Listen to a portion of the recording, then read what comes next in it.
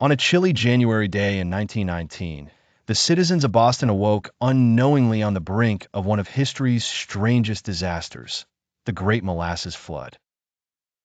This peculiar event would see the bustling North End neighborhood embroiled in a sticky wave unlike anything they had ever imagined. The day began like any other, with the usual hustle and bustle of workers, children, and business owners conducting their routines. On Commercial Street, the Purity Distilling Company's molasses storage tank loomed large, filled almost to capacity with over 2.3 million gallons of the viscous syrup.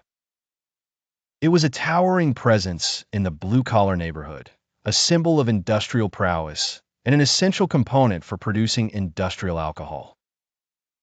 However, this seemingly innocuous structure held an ominous secret. The tank, hastily constructed and poorly maintained, was riddled with structural weaknesses. Residents had noticed telltale signs of leaking, dark streaks of molasses creeping through the metal walls, but their concerns went largely unheeded by company officials. As the clock neared noon, a rumble echoed through the streets, a sound that drew curious eyes upward in confusion. Without warning, the metal containment burst violently, unleashing a mammoth wave of molasses that crashed through the neighborhood at an estimated 35 miles per hour. The thick, brown substance cascaded into the streets like a glistening tidal wave, engulfing everything in its path.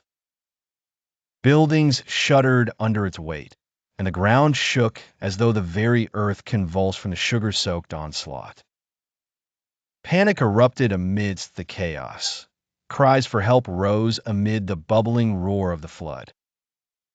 Within moments, the street was transformed into a scene of devastation. The warm, winter air was filled with the cloying scent of molasses, and the streets were slick with the sticky substance. The force of the flood toppled horse-drawn carriages, snapped telegraph poles like twigs, and trapped pedestrians in its adhesive grip.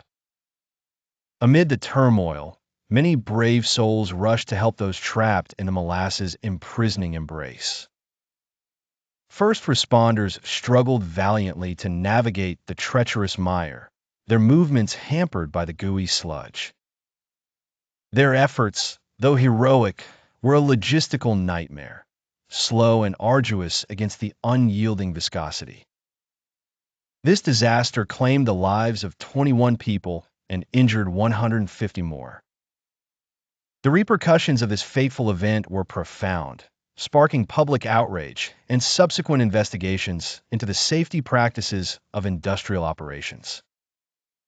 The need for standardized regulations and inspection processes became glaringly apparent in its aftermath. The Great Molasses Flood was not just a catastrophic accident. It was a lesson in accountability and the human cost of negligence. It forged a path toward improved safety standards that changed the landscape of industrial regulation in the United States.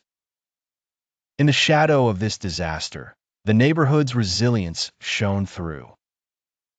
Community members banded together, supporting one another in recovery efforts. Over time, the scars of the disaster were effaced by the passage of years, but the stories of heroics and tribulations remained interwoven into the fabric of Bostonians' collective memory. The echoes of the Great Molasses Flood remind us, even today, of the power and unpredictability of man-made structures. They call attention to our responsibility to uphold the highest safety standards to protect lives and communities from preventable catastrophes.